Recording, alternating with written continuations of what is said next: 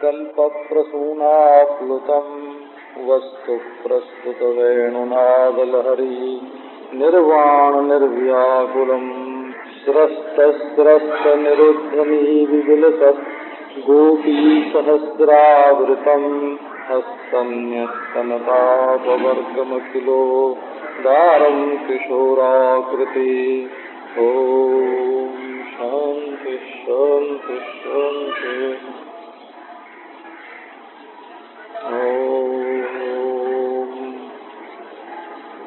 भानुपिता रात्रिः शरदोत्फुल्लमल्लिकाः वीक्षरन्तुं मनश्चक्रे योगमायामुपाश्रितः तदोदुराजककुभः करैर्मुखम् प्राज्ञालिम्पन्नरुणेन शन्तमैः सचर्षणीनामुदगात्सुतो मृगन् प्रियः प्रियायायो दीर्घदर्शनः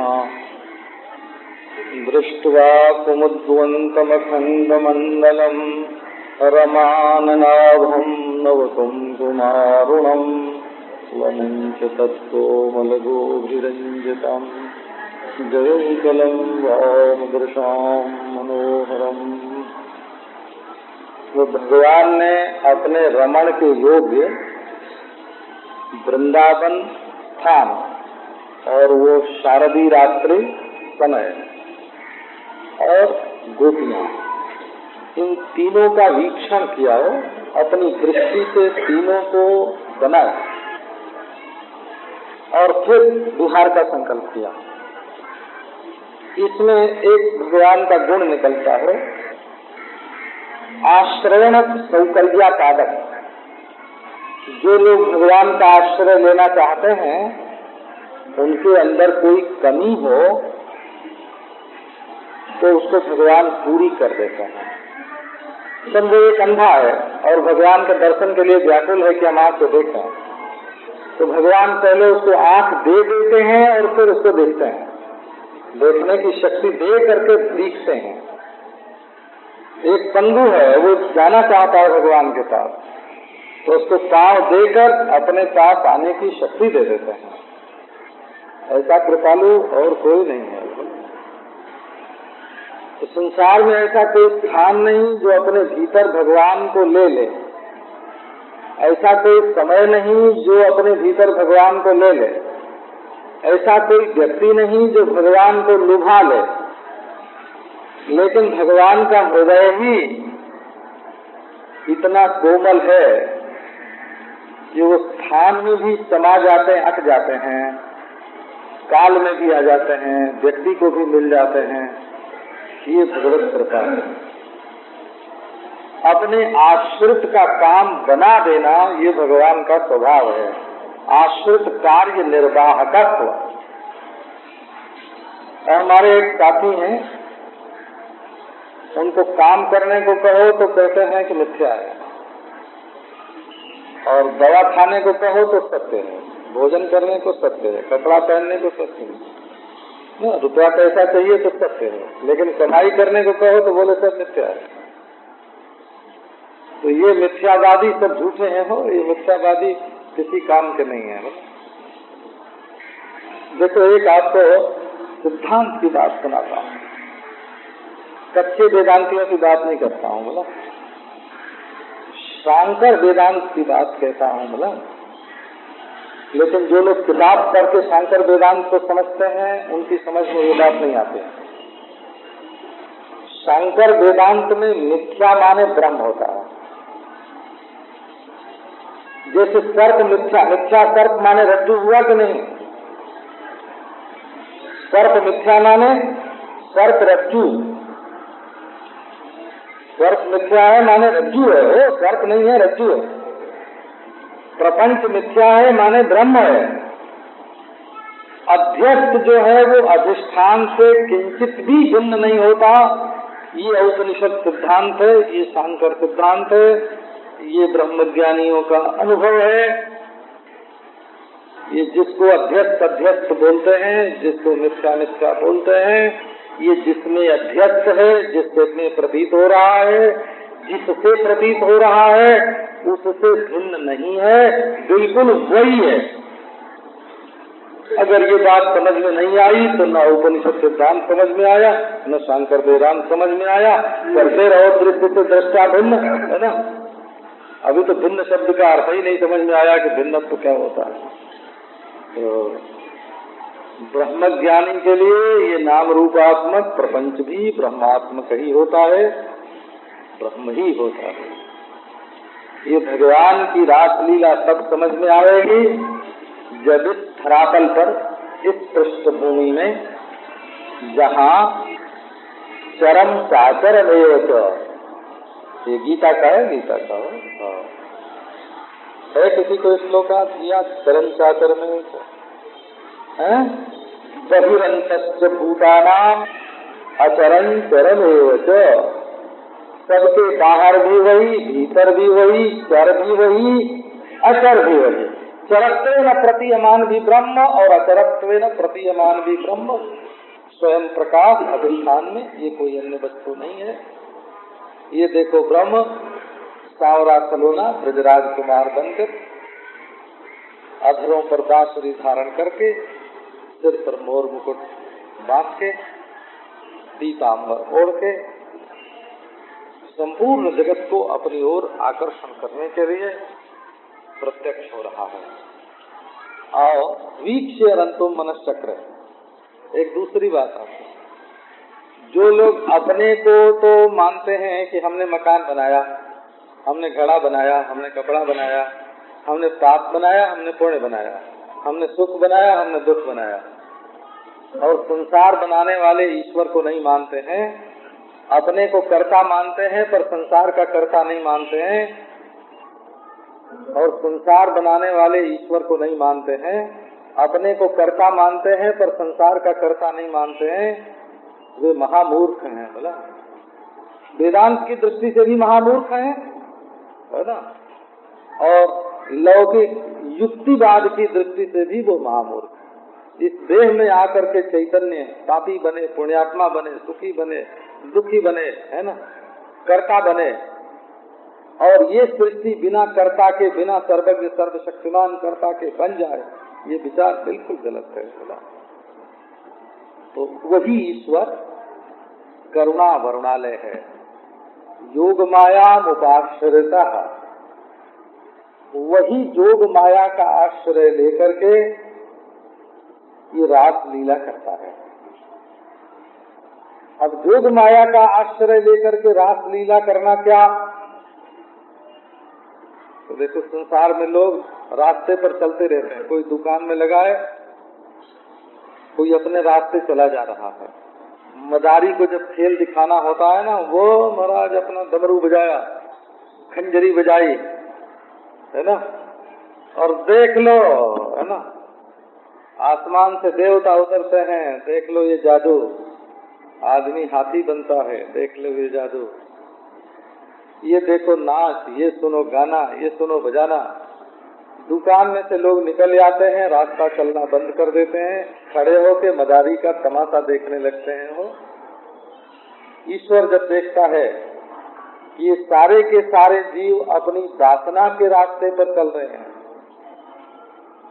और ये जीव ईश्वर की ओर थोड़े देखते हैं, ये तो जहाँ पैसा मिले उसको देखते हैं, जहाँ भोग मिले उसको देखते हैं, जहाँ कारखाना खुले उसको देखते हैं, जहाँ कोई काम न करना पड़े उसको देखते हैं। तो ये खजरी लेकर जैसे कोई नट आ गया हो, ऐसे ये नटवर श्याम सुंदर योगाय जा माया ताम उपाश्रितः योग माया, योग के लिए ये संसार में बिखरे हुए, संसार में फंसे हुए, वासना के भिगोए हुए जो जीव हैं, उनको अपनी ओर खींचने के लिए योगाय। अरे भाई मजा तो हमारे पास है, तुम सुख चाहते हो, आओ हमारे पास लो, रस चाहिए तुमको हमारे पास लो, प्रेम चाहिए तुमको हमारे पास लो, है ना। ये देखो आनंद लेकर, रस लेकर, प्रेम लेकर संसार में भटकते हुए जीवों को अपनी ओर आकृष्ट करने के लिए अनादिकाल से बिछुड़े हुए, जन्म जन्म से बिछुड़े हुए ऐसे ही जन्म समूह सिराने, ऐसे जीवों को अपनी ओर खींचने के लिए ये देखो परमानंद कंद, ये नंदनंदन, ये ब्रजचंद, ये श्याम सुंदर, ये योग माया मुपाश्रिता जीवों को अपनी ओर आकृष्ट करने के लिए, माया माने कृपा, कृपा को स्वीकार करके ये धरती पर आया है कि जिससे जीवों को हम अपनी ओर खींचें। योग मायाम उपाश्रिता। तो बहुत लोग, हमको याद है बचपन में स्कूल में पढ़ने जाते थे ना, विद्यालय में पढ़ने जाते थे, वैसे तो हनुमान जी के मंदिर में न जाए, लेकिन परीक्षा का दिन आ जाए है ना, तो बोले हे हनुमान जी है ना, पास कर देना।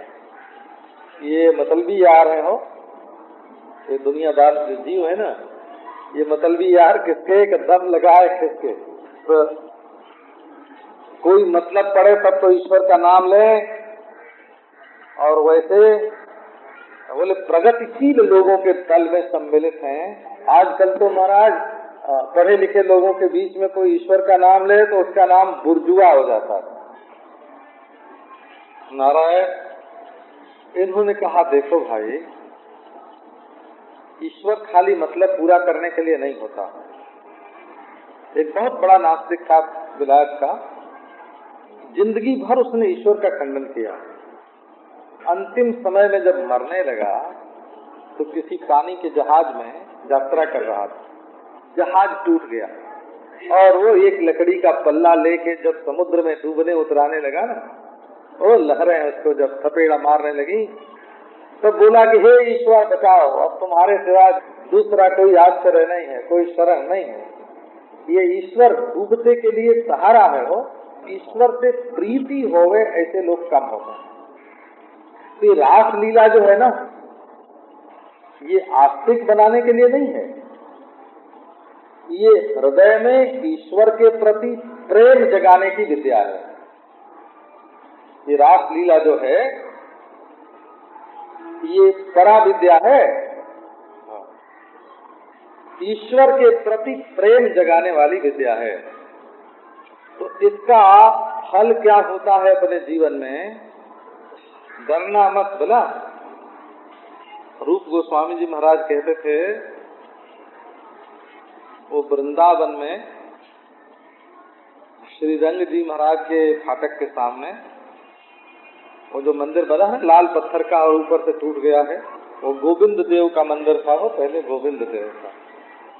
तो रूप गोस्वामी का एक श्लोक है कि हे मेरे दोस्त, तुम वृंदावन में आना कभी तो जमुना के किनारे की ओर मत जाना, और अगर भूले भटके कभी बंसी बट की ओर चले भी जाना तो गोविंद देव जी का दर्शन तो बिल्कुल मत करना। गोविंदाख्याम हरितनुमितः केशि तीर्थोपकंठे मां प्रेक्षिष्ठा तव यदि सखे बंधु संगे तिरंगा।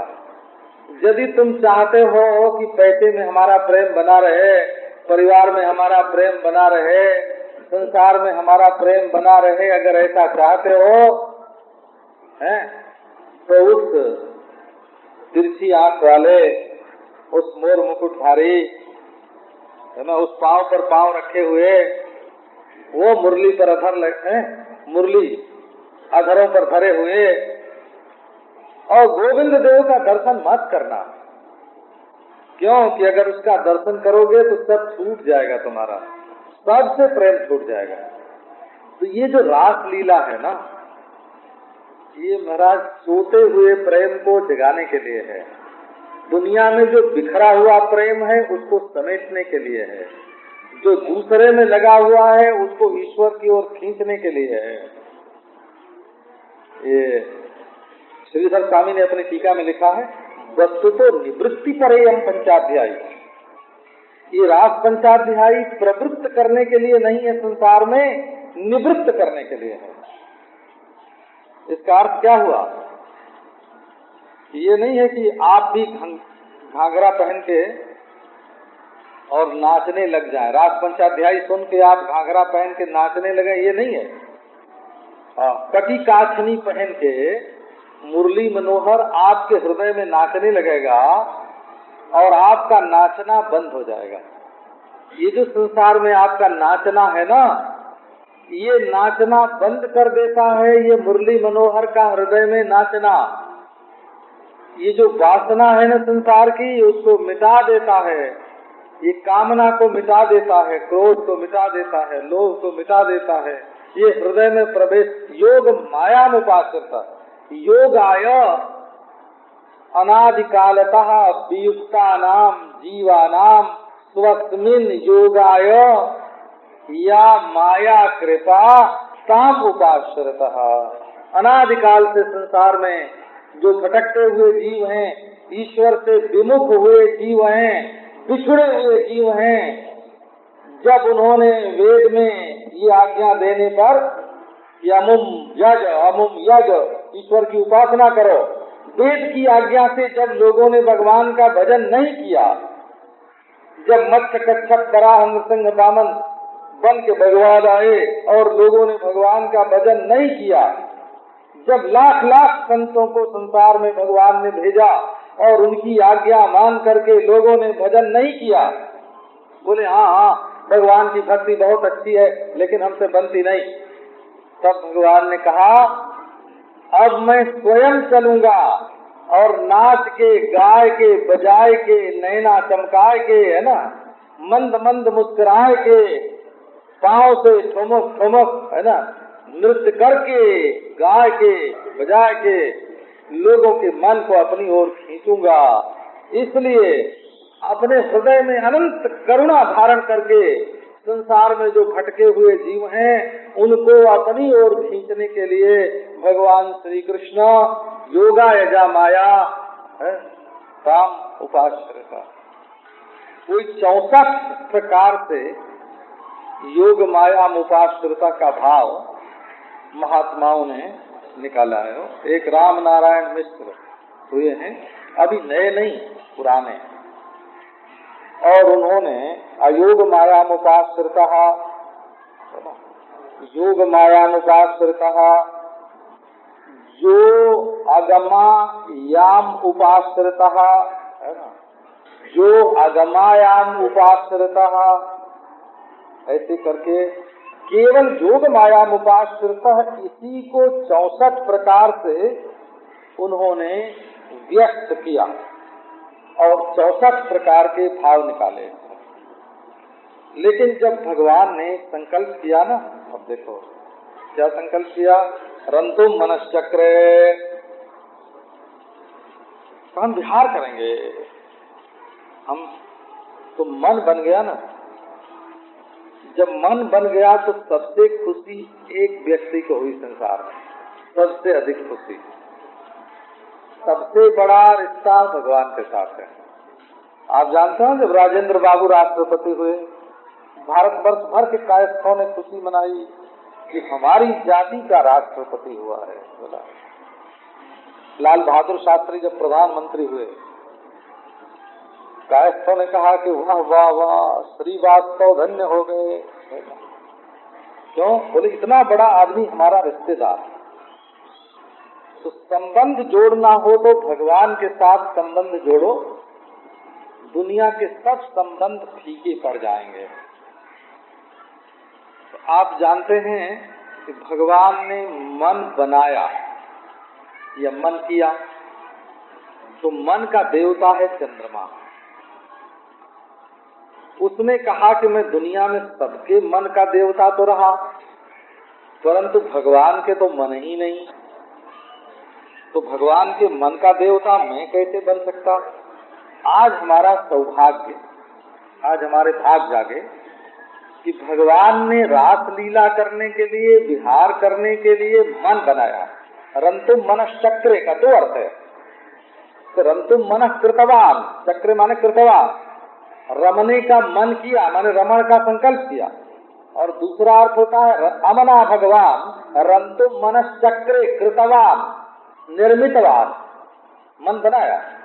चंद्रमा ने कहा ये नियम है, जहाँ मन होता है वहाँ उसका अधिदेवता होता है। जैसे आंख में सूर्य है, कान में वृक्ष है, नाक में अश्विनी कुमार है, और रसना में वरुण है, दांत में अग्नि है, हाथ में इंद्र है, पाँव में उपेंद्र है। अब तुम्हारे मन हुआ तो मन में भी रहूंगा मैं। चंद्रमा हो मन का देवता है।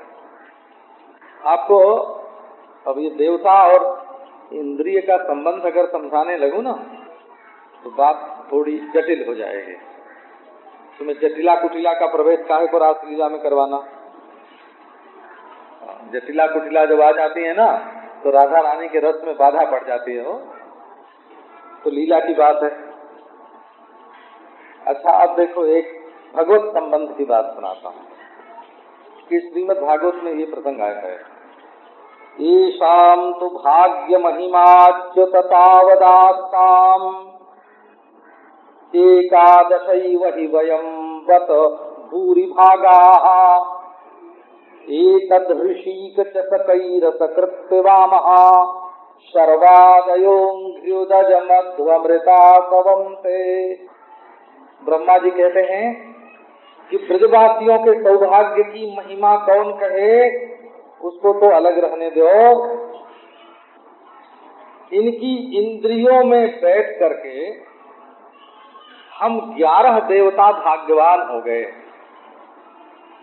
ब्रह्मा भाग्यवान, विष्णु भाग्यवान, रुद्र भाग्यवान, इंद्र भाग्यवान, चंद्रमा भाग्यवान, सूर्य वरुण अग्नि भाग्यवान। ब्रह्मा जी ने कहा कि इन ब्रजवासियों के इंद्रियों में बैठ करके हम देवता भाग्यवान। अरे बाबा ये क्या भाग्य की सराहना हुई? बोले अरे ब्रजवासियों के भाग्य की सराहना कौन करे, हमारे भाग्य की सराहना करो ना। तो कैसे? तो ब्रह्मा जी बोले कि सूर्य गोपियों की आंख में, ब्रजवासियों की आंख में बैठ करके कृष्ण की रूप माधुरी का पान करते हैं, है ना। वायु देवता त्वचा में बैठ करके श्री कृष्ण की स्पर्श माधुरी का रसास्वादन करते हैं। इंद्र देवता हाथ में बैठ करके भगवान के हाथ के ग्रहण की जो माधुरी है उसका आस्वादन करते हैं। मन में बैठ के चंद्रमा, चित्त में बैठ के ब्रह्मा, नारायण। बोले हम भाग्यवान, हम भाग्यवान, हम भाग्यवान, हम भाग्यवान। क्योंकि श्री कृष्ण के साथ इंद्रियों का जो संबंध है वो बड़ा विलक्षण है।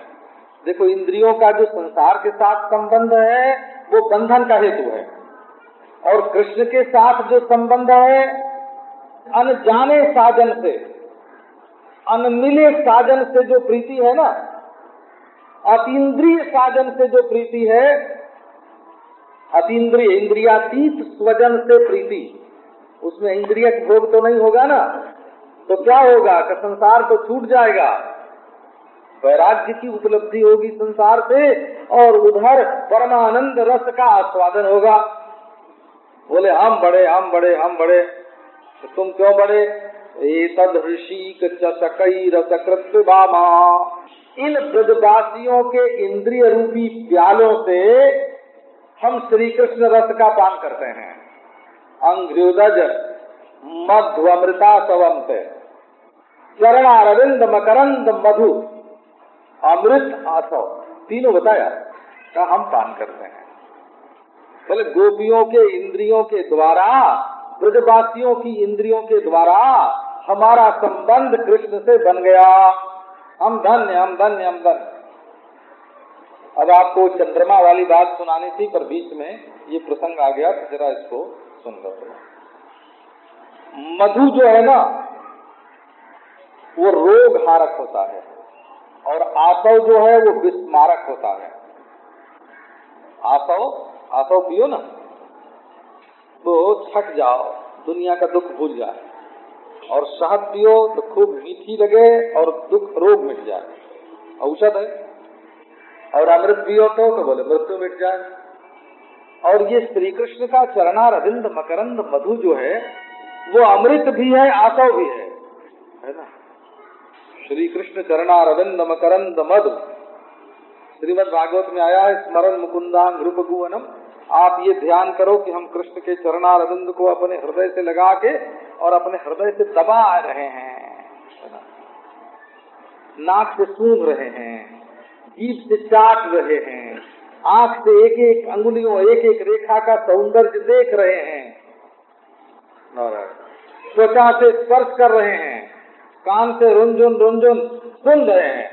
देखो सारी इंद्रियां संसार को छोड़ करके भगवत रस में डूब जाएंगी। निराधार होकर इंद्रियों को जगत से अलग करना कठिन है, और श्री कृष्ण चरणारविंद का आधार पकड़ करके अपनी इंद्रियों को संसार से छुड़ाना ये अनायास आसान है। वो अनायास, अनायास माने आसान, वही शब्द वही है। वो तो जरा पश्चिम की हवा खाने गया तो है ना, अनायास का आसान हो गया। तो अच्छा, तो एक ने कहा, एक पंडित ने महाराज ब्रह्मा जी को डांटा, क्या बोलते हो, इंद्रियों में बैठ के देवता कहीं भोगता होता है? झूठ बोलते हो तुम ब्रजवासियों की, है ना, आंख में बैठ के अगर सूर्य कृष्ण का रूप रस पिएगा और नासिका जो है वो सौरभ रस का आग्रहण करेगी और जिह्वा यदि उनका रस पान करेगी, तो क्या इसमें बैठे हुए जो देवता हैं वो भी पिएंगे क्या? है? अगर देवता भोक्ता हो जाए इस बात को तो थोड़े लोग समझेंगे, हो है ना। देवता इंद्रियों का अनुग्राहक तो है परंतु ग्राहक नहीं है। ग्राहक है इंद्रियां, अनुग्राहक है देवता। अगर देवता रस पीने लगे तो वो सुखी दुखी होगा ना, और सुखी दुखी होगा तो पापी पुण्यात्मा हो जाएगा। अगर देवता हमारी इंद्रियों में बैठ करके सुख दुख का भोक्ता बन जाए तो वो पापी पुण्यात्मा भी बनेगा। शास्त्र के विरुद्ध भोग लेने पर वो पापी हो जाएगा, और शास्त्र के अनुरुद्ध, है ना, भोग लेने पर, विरुद्ध और अनुरुद्ध भोग लेने पर वो पुण्यात्मा हो जाएगा, और देवता को तो पाप पुण्य लगता नहीं।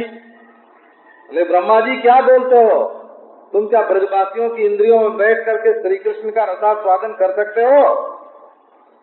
अरे भाई कर तो नहीं सकते, औरों के तो नहीं करते हैं, और जगह तो हम लोग बिल्कुल शुक्ल कर्म करते हैं, अनुग्रह ही करते हैं। पर ये कृष्ण का जब प्रसंग आता है तो हम इनके साथ काले काम भी करने लगते हैं, ब्लैक मार्केट भी कर लेते हैं। तो जादू तो वो जो सिर पर चढ़ के बोले, इनके साथ तो ब्लैक निकलती है, क्योंकि इतने सुंदर हैं, इतने मधुर हैं। कृष्ण का सौरभ जब मिलता है तब अश्विनी कुमार को ये भूल जाता है कि हम ईमानदारी से परे होकर के ये गंध सूंघ रहे हैं। सूरज को भी भूल जाता है, बोले ना देखो ब्रह्मा आप भी तुम भूल कर रहे हो। क्या भूल है? अब ये भूल है कि ये ब्रजवासी जो हैं ये तो सच्चिदानंद घन अप्राकृत हैं, इनके देह प्राकृत नहीं है, इनकी इंद्रियां प्राकृत नहीं है। अरे भाई कृष्ण से मिलने के लिए तो वो मजेदार चीज चाहिए ना, तो बस पूजा चाहिए जस देवता। कृष्ण से मिलने के लिए तो स्वयं को भी, है ना, जैसे वो देहातीत हैं वैसे हमको भी देहातीत होना पड़े, जैसे वो धर्मातीत हैं वैसे हमको भी धर्मातीत होना पड़े, जैसे वो प्रकृति से परे हैं वैसे हमको भी प्रकृति से परे होना पड़े। तो ये ब्रजवासी जो हैं ये तो अप्राकृत हैं, तो इनकी इंद्रियां जो हैं वो अप्राकृत हैं, और अप्राकृत इंद्रियों में देवता की जरूरत नहीं होती। प्राकृत इंद्रियों में ही जहाँ तमस से बना हुआ शरीर है और रजस से होने वाली क्रिया है और सत्व से बनी हुई इंद्रियां हैं, वहाँ अनुग्रह करने के लिए सूर्य चंद्रादि देवता की अपेक्षा होती है। और ये तो सच्चिदानंद घन, इसमें तुम कहाँ से आए? तो ब्रह्मा जी बोले कि भाई चुप रहो, कोई सुन न ले बोला, है ना। मिथ्यापवाद बचसापि अभिमान सिद्धि। अरे इस तरह हम जब दुनिया में अफवाह उड़ाते हैं, है ना, प्रवाद, तो यद्यपि श्री कृष्ण का हमारी प्राकृत इंद्रियों के साथ और प्राकृत देवताओं के साथ श्री कृष्ण के रस रहस्य का कोई संबंध नहीं होता, लेकिन जब ब्रजवासी लोग अपनी इंद्रियों से इनको पीते हैं, पिबन्त्यैव चक्षुर्भ्याम लियन्त्यैव जिह्वया, आंखों से पीते हैं, जीभ से चाटते हैं, रंभन्त्यैव बाहुभ्याम, दोनों हाथ से पकड़ के हृदय से लगाते हैं। तो दुनिया को तो ऐसे ही मालूम पड़ता है ना कि हाथ से हृदय लगाया है ना, और आंख से देखा और जीभ से चाट लिया। तो जैसे सब लोगों को जब मालूम पड़ता है कि इंद्रिय ग्राह्य हो गए हैं भगवान, तो हम लोग भी उड़ा देते हैं दुनिया में कि हाँ हाँ हम भी मजा ले रहे हैं, है ना। और हमको बड़ी अपनी इसमें प्रतिष्ठा मालूम पड़ती, इज्जत मालूम पड़ती है ना। एक हमारे साधु हैं, उत्तर बिहार में रहते हैं। तो जब किसी मिनिस्टर के घर में कोई जनेऊ हो, ब्याह हो, होम हो, तो वहाँ पहुँच जाते हैं और फोटोग्राफर अपने साथ ले जाते हैं, है ना। और जाके आओ बेटा, आओ आओ आओ आओ बेटा करके, अरे मिनिस्टर के सिर पर हाथ रख देंगे और फोटो खिंचवा लेंगे, और फिर लाइव ले जाके दिखाएंगे कि देखो ये हमको नमस्कार करते हैं, है ना। उनके पास सबके हैं, राधा कृष्णन के हैं, राजेंद्र बाबू के हैं, नेहरू जी का है, नेहरू जी का है, सब देखो ये हमको प्रणाम करते हैं। वो ले जाके लोगों को दिखाते हैं। तो देवता लोग जो हैं वो कृष्ण के साथ झूठा संबंध होने पर भी अपने को धन्य मानते हैं। एक गोपी थी ब्रज में, नारायण, ऐसी गोपी थी कि और सबको तो कलंक भी लगता था। ये देखो ये है ना, ये आज मैंने देखा, ये गोपी पानी भरने के लिए जा रही थी तो कृष्ण छिप के इसकी ओर देख रहे थे और ये भी अपनी आंख चला रही थी। है कुछ इन लोगों की मिली भगत है। और गोपियों के बारे में तो बात चलती, लेकिन एक गोपी ऐसी थी जिसके बारे में कभी ऐसी बात ही नहीं चलती थी। अब उसको बड़ा दुख हो कि हे भगवान, सब लोग यही कहेंगे कि ये इतनी अभागिन है कि कृष्ण इसकी ओर देखते नहीं, है ना, इसका कृष्ण से प्रेम नहीं, कृष्ण का इससे प्रेम नहीं, बड़ी अभागिन है। तो एक दिन क्या हुआ, ये भाद्र शुक्ल चतुर्थी थी, सायंकाल, तो चौथ का चंदा, वो तो चंद्रमा को नहीं देखते हैं उस दिन, और वो महाराज बाहर निकली और जाके घर के बाहर चंद्रमा की ओर देखे और अर्घ्य दान करे। चतुर्थ निशांक, हे चतुर्थी के चंद्रमा, हमारे ऊपर कृपा करो, अनुग्रह करो, शास्त्र में तुम्हारे दर्शन का जो फल लिखा है सो हमको मिले। तो इतने में नारद जी आ गए, बीणा बजाओते, हरिगुण गाओते, और उन्होंने पूछा, अरे अरे ग्वालिनी क्या कर रही है, आज तो कोई चांद चंद्रमा की ओर देखता नहीं और तू अर्घ्य दे रही है और चंद्रमा से प्रार्थना कर रही है। बोले महाराज चुप रहो,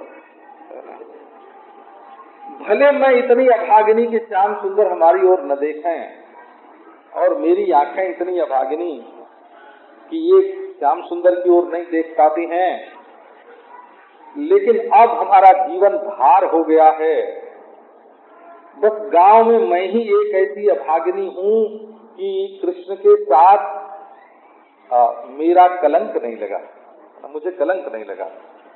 तो मैं चंद्रमा को अर्घ्य दे करके प्रार्थना कर रही हूँ कि हमको सच्चा न सही, झूठा ही मूठ कलंक कृष्ण के साथ लग जाए तो हम छाती तान के तो गांव में निकलेंगे कि तुम ही लोग सुंदरी नहीं हो, मैं भी हूँ, तुम ही लोग प्रेमिका प्रेयसी नहीं हो, मैं भी हूँ।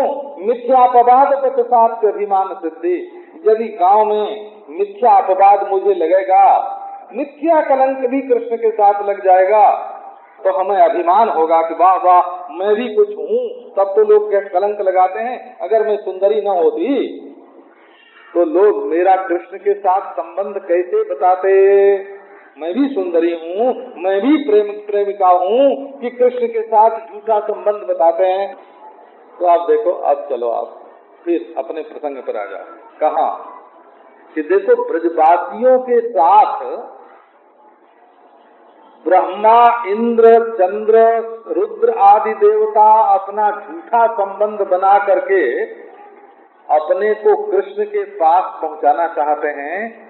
झूठ मूठ लोग चाहते हैं कि कृष्ण के साथ झूठा कलंक भी लग जाए। तो जब श्री कृष्ण चंद्र के मन में रमण का संकल्प, विहार का संकल्प उदय हुआ, मन आया, तब चंद्रमा ने कहा कि हम तो मन के देवता बनेंगे। जब मन हुआ तो चंद्रमा जरूर रहेगा।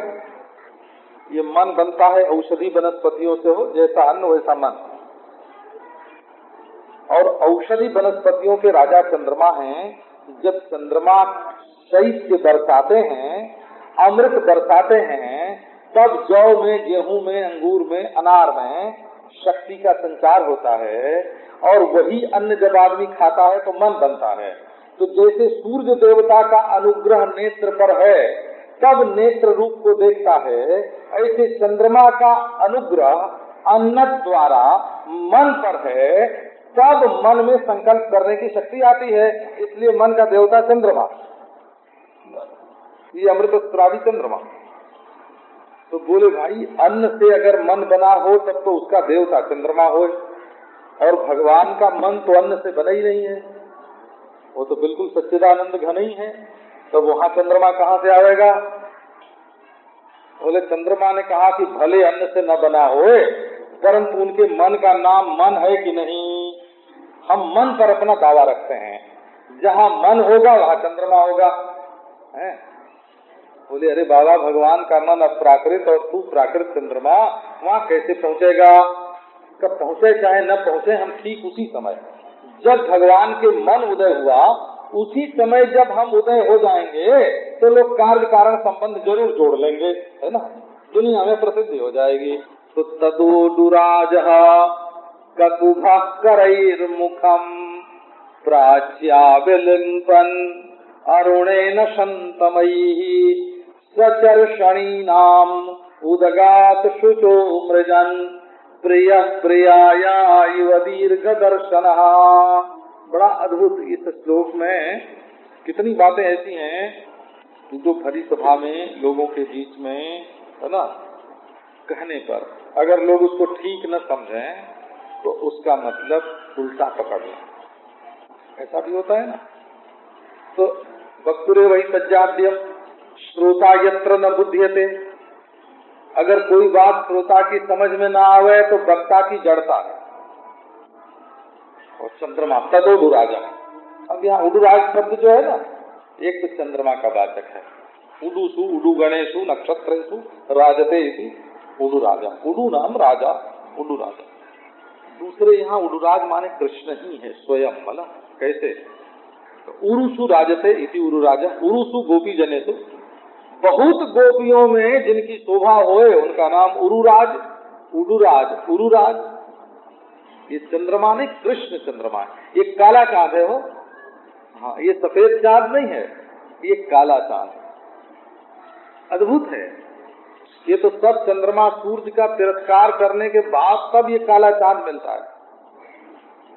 ये काला चांद इसको बोलते श्याम चंद्र। श्यामात् सबलम प्रपद्ये सबलात् श्यामम प्रपद्ये। अरे बाबा, इस कृष्ण से प्रेम हो जाए ना, सब निधि मिल गई। अच्छा, एक बात आपको और बताऊं, अज्ञान का नाम प्रेम नहीं है। बोला अच्छा, पत्थर को अज्ञान रहता है तो किसी का प्रेमी होता है? अच्छा, आप जिस समय बिल्कुल अज्ञान दशा में रहेंगे, किसी को जानेंगे ही नहीं, तो आपको प्रेम रहेगा? किससे प्रेम रहेगा? अज्ञान का नाम प्रेम नहीं है। जरा कभी ध्यान देना तब मालूम पड़ेगा, है ना। प्रियता विशिष्ट उल्लासात्मक ज्ञान का नाम प्रेम है। बोला जहाँ ज्ञान नाचता है, उल्लास, जहाँ ज्ञान में उल्लास होता है, नृत्यक ज्ञान का नाम प्रेम है। नाचते हुए ज्ञान का नाम प्रेम है। उल्लासात्मक, सुखात्मक, रसात्मक, प्रियता विशिष्ट ज्ञान का नाम प्रेम है। ज्ञान बोला ज्ञान के बिना तो न धर्म होए, न भक्ति होए, न प्रेम होए। वो तो जैसे सूरज की रोशनी में पत्नी भी दिखती है, और सूरज की रोशनी में बेटा भी दिखता है, और सूरज की रोशनी में गुरुजी भी दिखते हैं, और सूरज की रोशनी में इष्ट देवता भी दिखता है। रोशनी तो सब में है ना। पर वो ज्ञान जो प्रियता के संस्कार से संस्कृत होकर और उल्लसित हो रहा हो, जैसे गंगा जल में, है ना, मंद मंद मंद तरंग उठ रही हो, ऐसे उल्लासात्मक ज्ञान का नाम प्रेम है। इसकी कई भूमिका होती है। बोला अभी चंद्रमा आया ना, चंद्रमा, तो चंद्रमा की किरणें फैली। उरु राजा, उरुधा राजते इसे। अरे ये तो बहुरूपिया है, ये तरह तरह का रूप बनाता है, उरुधार आ जाते है ना। कैसे तदेजति तन्नैजति, ये ऊर्धा है हो, तदेजति तन्नैजति तद्दूरे तद्वंतिके तदंतरस्य सर्वस्य तदु सर्वस्यास्य बाध्यता। अब कल्पना